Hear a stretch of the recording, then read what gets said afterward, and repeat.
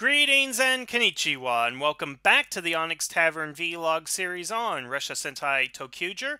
I'm your host, Rick the Barkeep, and today let's talk about station number 37, Unreasonable Quiz.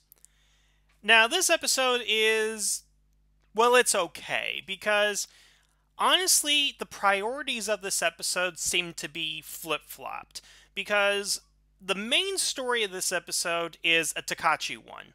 And as I've stated several times, Takachi is my least favorite character. I don't know what it is about this guy, but there is just something that kind of rubs me the wrong way about him.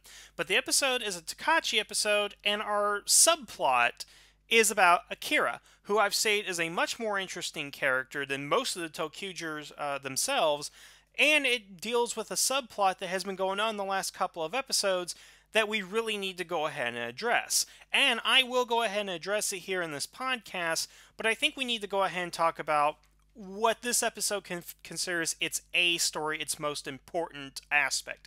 And that is of something dealing with Takachi, something that he has not had before this episode, most likely will not have since, that is basically just kind of made up to accommodate the story.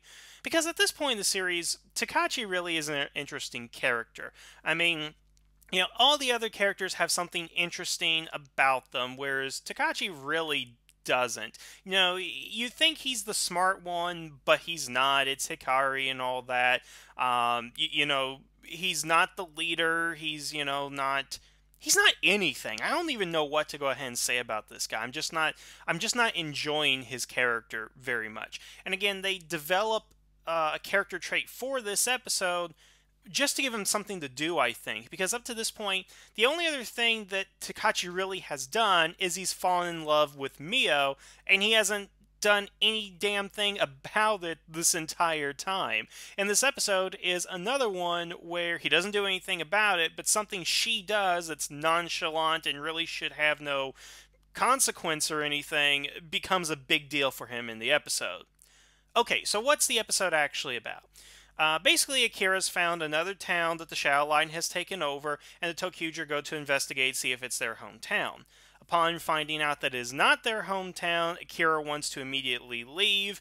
He's acting a little suspiciously, and nobody's quite sure why, but the ToQger insist on staying, and through, various events, they end up staying and liberating the Shadow Town. That's pretty much the short version of it. But to get into more details about it, the episode actually begins with Takachi having, well, something of a panic attack, something of a crisis. Basically, Wagon brings out lunch, and she gives everybody two options. Now, Takachi, for whatever reason, cannot make up his mind on what he wants for lunch. They both sound really good. But instead of either going for both lunches, which is what Wright does, but again, he's the super hungry one, or completely come up with a third option, which Hikari does, and asking for a sandwich, Takachi's just paralyzed by the fact that he can't make this decision, and it's made worse by the fact where Mio comments on the fact that he's not good at making decisions, and he goes into this, again, this panic state where he just gets Mio over and over again. You're bad making decisions, and everybody's kind of chastising him over this in his head, to where this actually leads to a problem in the episode where, okay, so the ToQger are fighting off one of the guardians of the Shadow Town. Before it was a bishop, now it's a knight. And while fighting, of course, they have to remember their 30-second time limit. I'm glad they actually remember that, and it's important in this episode.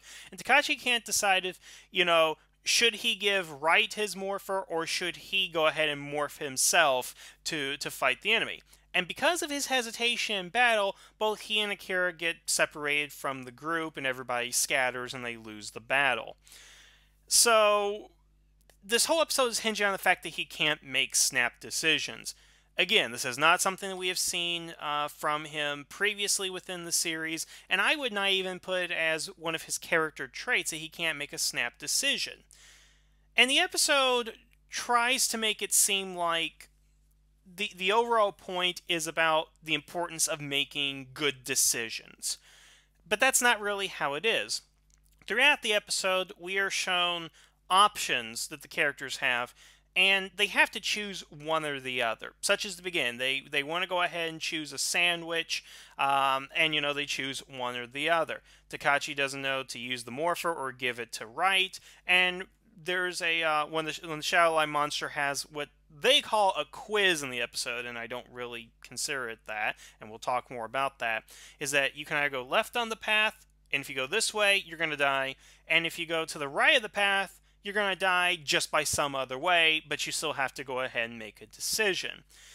Now, the episode is not very clever in what I think it's trying to go ahead and do, because the episode ultimately, I think, is trying to go ahead and say you need to make a decision and live with it, as opposed to weighing your choices and making the right decision. And here's what I mean. So, for the ToQger, minus Takashi and Wright come up to a path, and they find that people are in this two-way path, and they're frozen in time, which is what normally happens within a Shadow Town. But specifically, they've been frozen in fear, because if they go down the left path, they're going to be attacked by bullets. They're going to be shot by bullets. But if they go down the right path, they're going to go ahead and be blown up by bombs, basically. So they can't. They're paralyzed by the choice, so they just freeze up and they create darkness. That's basically what's happening here. And the four ToQger, they get to the path and they know either one's going to mean death. Now, the episode isn't doing anything clever with it, because again, when Wright orders his food, he gets two options. He takes both options. So he's made his own choice out of only two options.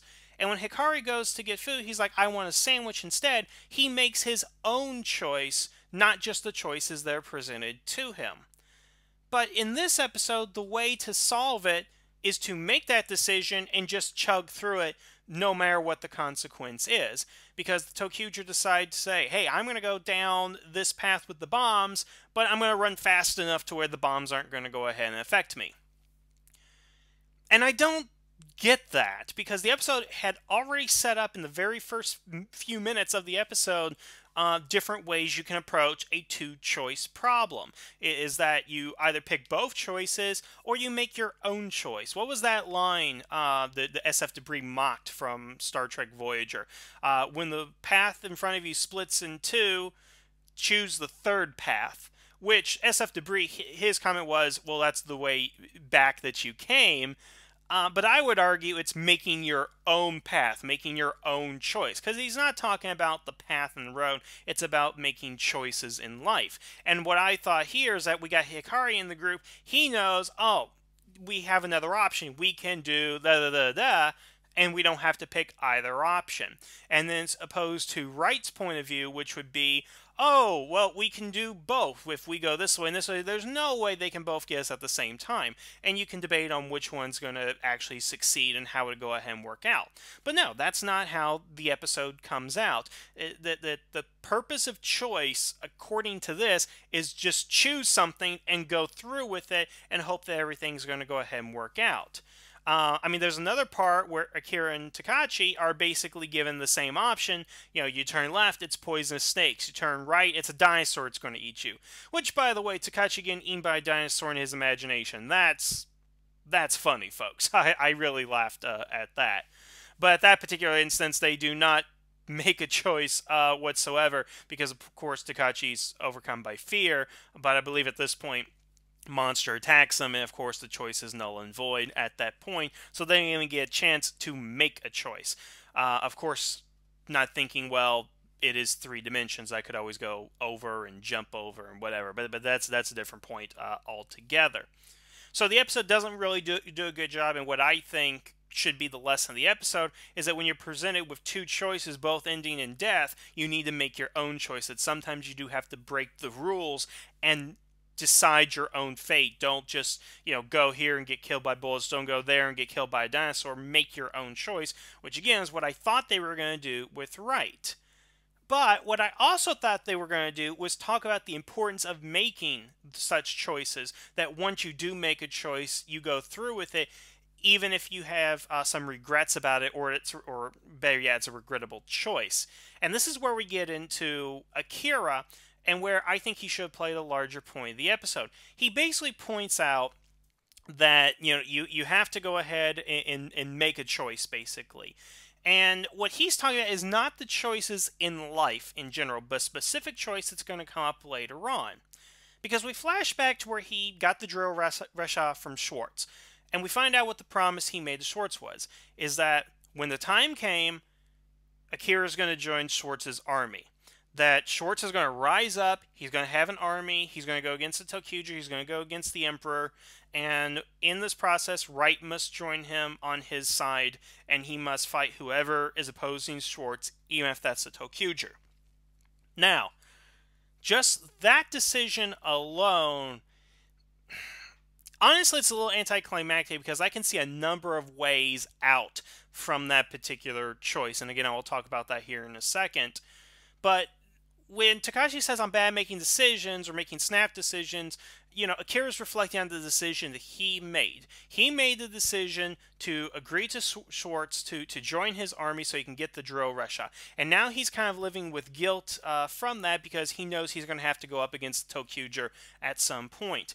And he doesn't reflect to Takashi about making choices and the importance of them, that you have to think of, the needs of the many outweigh the needs of the few or the one, which is honestly what I think Akira's process was when accepting the drill Resha. That it's more important that I get the Resha to help the ToQger than what may happen to me sometime down the line, basically. He's choosing his friends over himself. But all he can really say to Takashi in this scene is, when time's to make a choice, go ahead and make it. It's not something like always weigh your choices, and if you make a bad choice, you have to own up to it, which would actually be, better fitting with what this episode's trying to say. ToQger made the decision to go through the bombs, therefore, you have to live with that decision, even if it may mean your death or the death of other people. But he doesn't talk about that. And that's where, I kind of watched this episode for the first time, and I kind of thought that's what it was doing, but upon subsequent rewatches for this review, that's not what the episode is talking about. It's not focusing on the importance of making choices. It's just make a choice and do it. It is pretty much what the episode is saying.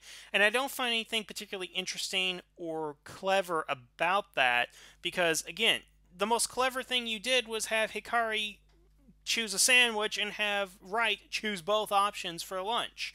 That's where you need to focus your story on, and I almost wonder if that is a remnant of the original script where, yes, that's what they were going to do. They were going to have a third option, and they were going to talk about the importance of making certain choices and all that. But again, the episode doesn't go in that particular direction. So I'm a little disappointed by that, and the ending is rather anticlimactic in that, because basically it's like, just charge through and do it. It's pretty much what it's saying. And I guess in of itself, that's not necessarily a bad lesson, but I think they had the opportunity to do a lot more with it, to turn it into an even better lesson.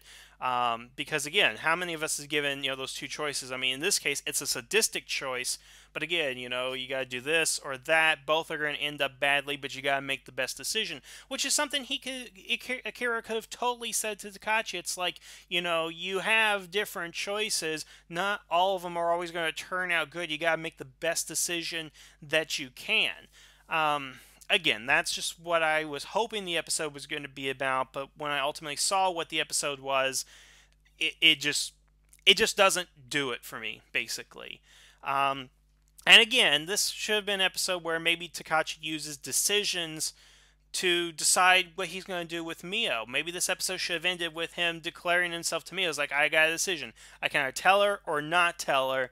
And then he's like, I gotta tell her, you only live once. I'm not going to have this opportunity again. That again should have been something that happened, but again, we're dragging this thing out. It's really bad with these one-sided relationships because, again, you have one person who's totally interested and the other person who has no idea it's interested. I mean, geez, it's like being in high school all over again. But I digress. What are some other things about this episode I want to talk about? Because, again, I want to get a little bit deeper into Kira's decision here within a second, but, let's see here. Okay, I did like Just Away. There is something about Just Away that is endearing. That he is just a horse's head on a stick, going with the knight motif and all that. He gives the knight his super speed and all that. But when they get rid of him, they don't like destroy him. They just throw him up into outer space, and there's this little sequence, a little graphic of how sad it is that Just Away is gone. I mean, I would love for him to just to come back in like the crossover movie with ToQger and Ninja that it's like, I'm back, it's Just Away, and I seek revenge on the ToQger. I don't know why, but Just Away just kind of made me laugh. It's just one of those little things that it may be a little bit goofy, but it is taken seriously within the episode, and I like things like that. Um, there is a question I have to wonder of why Akira transformed into his monster mode within the episode. That doesn't make a lot of sense, particularly that it also didn't start raining when he turned to his monster mode. And I think that has happened a number of times. Remember, he is supposed to have rain come in every time he becomes his monster form. Um, there is a fight between the Baron and Schwartz that really amounts to nothing. All it is the Baron knows that Schwartz is playing something, but I think everybody pretty much knew that. The town is being liberated and all that. Again, there's not really much going on in here. And actually, here's another note I did have, and this is something I really didn't say at the beginning, but when the Shadow Knight basically gives a choice to the ToQger and all that, I wondered to myself, is this the illusion of a choice that maybe the pendulum swings the other way, and you talk about that you really don't have choices. It's the illusion of a choice, and you can talk about fate or destiny. Maybe that's something that Akira was focusing on. Maybe it's my destiny to always fight against good. Maybe I never had the choice to become a hero. Maybe I will always be the bad guy. And maybe Takachi is like, I never have a choice. Either choice I'm going to make is going to end up in a bad choice. Or the ToQger, when they come to the crossroads, they're like, we're going to die anyway, so we might as well just commit to the choice fully. So you can also talk about the illusion of choice. That would obviously be a more pessimistic type of story that you're telling. But again, if you're talking about destiny and all that, and again, the perfect character to do that with is Akira based on everything that's happening, then why not run with that? Again, to me, it's just story potential that's really kind of going to waste right here. But let's go ahead and wrap this up with the last thing I want to talk about, and that's the revelation of Akira's choice to join Schwartz. And the thing is that Schwartz didn't give him something that was a little bit more concrete. And let me put it to you guys this way. He says he's got to join Schwartz's army when the time comes to strike. And even if the ToQger gets in the way, you have to go against the ToQger. Now, there are a number of ways that Akira can get out of this, not the least being of which that he can commit suicide. Now, why do I actually go there? Because, think about it for a second. This is a man who has a death wish in the episode, in this series. I keep trying to point that out, but nobody really seems to be understanding what I'm trying to go ahead and say here. Is that Akira wants to die because of all the horrible things that he has done, but he wants to go out in a blaze of glory. To do my third Star Trek reference in this vlog, today is a good day to die. That is his mentality. That's what he has. He wants a warrior's death, If you don't want to do the Klingons, talk about Vikings and all that, how they fear the straw death, dying in bed and all that, rather go out, fighting, basically. That's what Akira wants. And there's nothing to say that Akira couldn't sacrifice himself during the battle or before it happens, or find some weird loophole to get out of this. And the weird thing is, Schwartz says that, Akira is a man who keeps his promises, which I find to be odd, given that every villain in this series has backstabbed each other. Schwartz turned on the Emperor himself. Glitter turned on the Emperor. The Emperor turned on Glitter. Madame turned on her own daughter. Everybody is betraying everybody in here to where it's not even funny, basically. So what makes him think that Akira, of all of these people, is going to keep his word? Because he's a good guy now, and because good guys always keep their word? I mean, is that what the episode is trying to imply? I'm not quite sure of that. But also, we don't know Schwartz is going to go against ToQger. Remember, Schwartz's beef is not technically with the ToQger. It's against the Emperor. Now, if Schwartz is amassing an army to go against the Emperor, I don't think Akira would have any problem with that. And once again, this is another case of, the enemy of my enemy is my friend. So there's no reason where it can't be Akira does join him to go against the Emperor. And he says, he's not even saying, Schwartz not even saying, I'm going against the ToQger. It's like, I'm going to have an army, and if the ToQger get in my way, you have to go ahead and stop them. But I don't think the ToQger will get in Schwartz's way of defeating the Emperor. Not unless Wright thinks he still has a connection with the Emperor and thinks he can bring him back, or maybe Mio is still empathetic to Glitter. Whatever the case may be, I just think there are too many ways in which Akira can get out of this situation, and this situation doesn't necessarily mean that he is being brought to direct conflict with the ToQger. I just don't think that's what the episode is trying to go ahead and imply here. Nevertheless, whatever Schwartz is planning, Akira also feels that he needs to help the ToQger find their hometown soon. And I wonder why, because he's kind of like rushing to do it. That's all that's on his mind. He's like, I want to do it, we have to find it quick. Because in my estimation, what would happen is they find a town, they defeat the enemy, and they liberate and they reunite with their families. Okay. But they still have to defeat the Emperor. Shouldn't the ultimate goal be just to defeat the Emperor and the Shadow Line? I get why the ToQger want to find their town. They want to be reunited with their family. But reuniting with their family and liberating the Shadow Town is not their end game. They got, again, their three goals: liberate Shadow Towns, find their hometown, and get the drill Resha back. So they got the drill Resha back. That's one down. They liberate their hometown. Well, once they do that, they're going to have to leave and start getting the other towns and ultimately defeat the Shadow Line. That's what you have to do. Ultimately, you have to defeat the Emperor in order for this to all be over.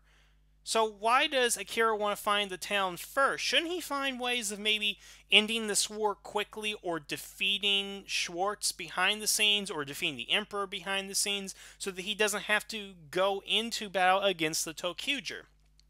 A lot of people were telling me that the secret would be very satisfying.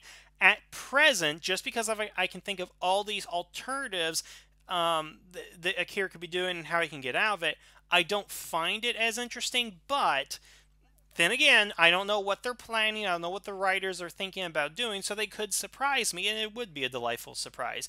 Again, I have not looked forward, I have not gone to any other episode to see what happens. I'm doing these episode by episode so I can just, give you guys my thoughts as we go along. That's what I've always done, that's what we'll continue to go ahead and do.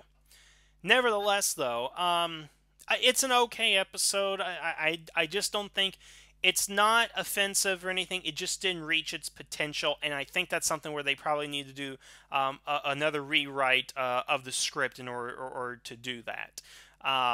That's not what we got, unfortunately, but, again, the most important part of the episode is Akira. I don't care about Takashi, and frankly, I don't care if he gets with Mio by the end of this series, just because of all of his indecisiveness. I kind of feel like I don't want him to get with Mio by the end of the series.